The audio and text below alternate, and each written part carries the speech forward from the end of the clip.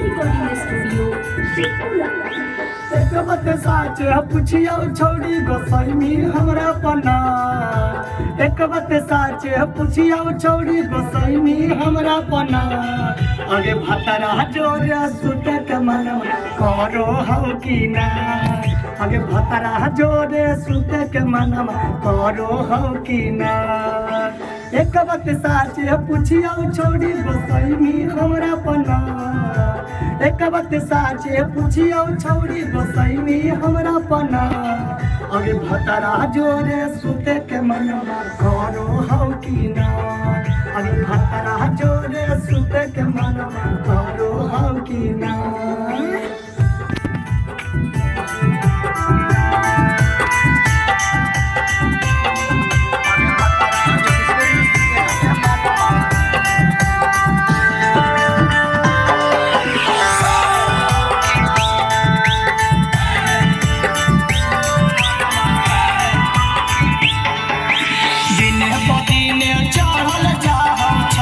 तोरा जवानी गे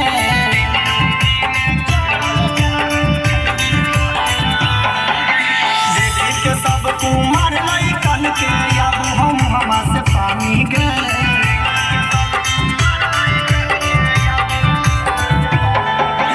दिने पदिने चढ़ल जाओ छौड़ी तोरा जवानी गे। देखे के सब कुमार लइकन के अब हम हवा से पानी गे।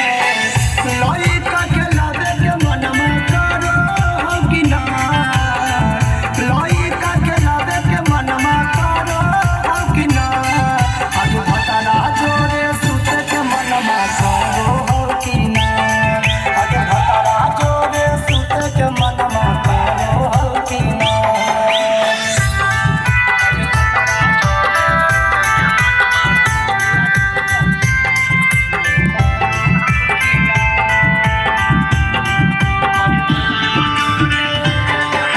Recording studio, Shikura.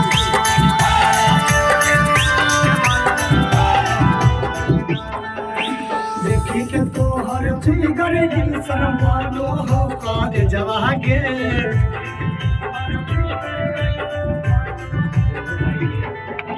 कौना चकी के आटा खाही बड़ो हो तोर सजवागे।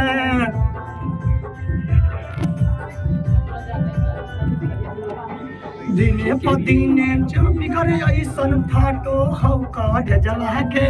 कौना चकी के आटा खाही बड़ो हौ तोरे सजवागे।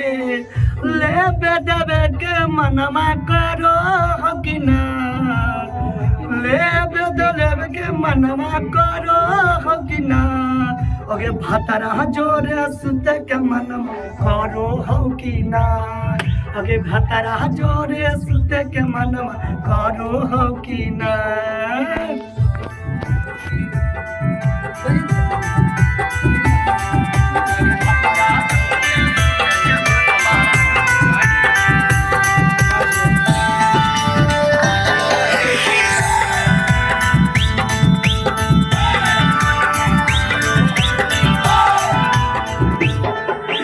जकराही जइमी गोर की छौड़ी बन जही तैया मीर गे।